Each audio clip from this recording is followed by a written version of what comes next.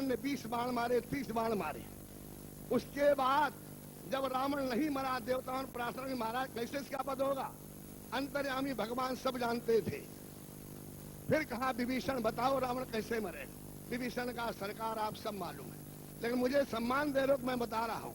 विभीषण बोला ना भिकुंड अपीयूष बस जाके और नाथ जियत रावण बलता के।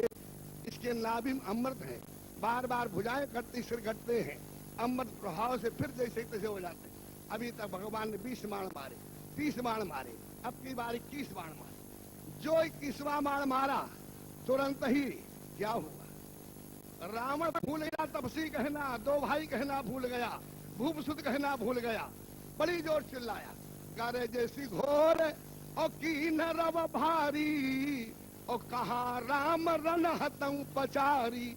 राम कहा मैं ललकार रहा और मूर्छित हो। भगवान ने कहा इसने एक बार नाम लिया है और इसका उद्धार करना चाहिए। गोस्वामी तुरंत ही एक बार नाम लेकर रजिस्ट्रेशन कर दिया।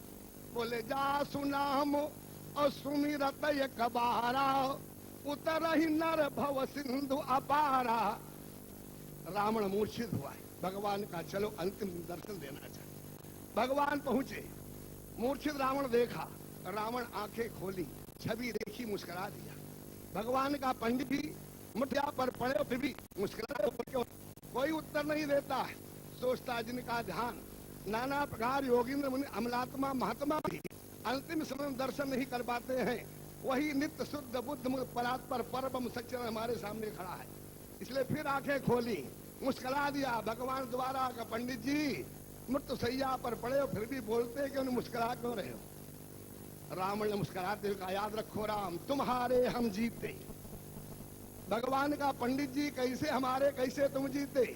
मुस्कुराते रावण का याद रखो राम हमारे जियतन लंक में अरे घुस न सके तुम राम और तुम्हारे रहते जात हम आज तुम्हारे धाम। बस जो ये कहा रावण ने, एक बार नाम लेने का प्रभाव कितना है।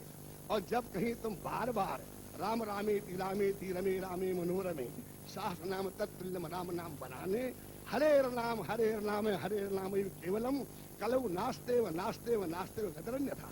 इसलिए संतों का समागम यहाँ हो रहा है और हरियाणा प्रांत से ये जयघोष हो रहा है। क्यों, यहाँ पर भक्तों श्रद्धा अपार है। इसमें जब कभी अराजकता आई तो देश की बागडोर हमारे संतों ने संभाली। प्राचीन काल इतिहास को देखें, चंद्रगुप्त मौर्य का शासन था और चाणक्य का अनुशासन था।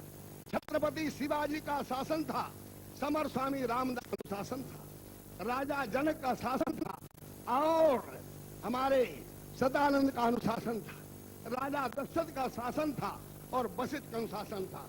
ऐसे ही आज की दुनिया में संतों का अनुशासन होना चाहिए और राजगद्दी से शासन होना चाहिए। यही हमारे प्राचीन काल के इतिहास में था। राम भगवान जंगल में गए, केवल इसलिए गए वहां देखना था। उन्होंने संकल्प कर लिया निश्चर ही कर्म भुज उठा प्रणति कीन।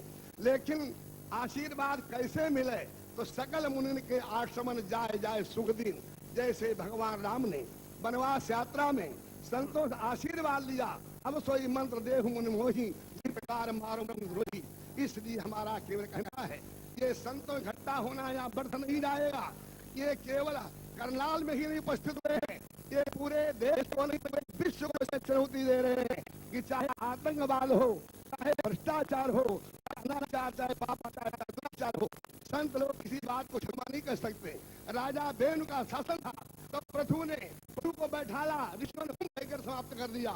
इसलिए आज ऋषियों की गंभीर वाणी देश में वो अनुशासन लाना चाहती है जिस अनुशासन द्वारा शासन प्रतिबंधित होगा, सीमित होगा और देश में धर्म का सुंदर साम्राज्य। इसलिए नाम द्वारा और संतों के अनुशासन द्वारा देश गौरव बढ़ेगा। इन शब्दों के साथ राम जय राम जय जय राम, जय जय विपत्ति हरण हनुमान।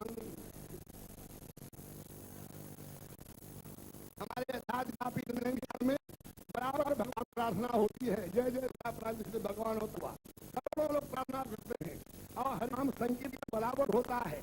और वो संत समिति के माध्यम से हमारे यहाँ संत की बैठक हुई, उस समय से नहीं पहले से ये कार्यक्रम चल रहा है। इसलिए संत समिति जो योजना है वो नए विचार के माध्यम से देश विदेश में हर जगह पहुंच रही है। और हम सब मिलकर एक बैठक से कि देश में हर तरह सुख शांति साम्राज्य हो, इन शब्दों के साथ अपनी वाणी ले रहे हैं। जय श्री राम।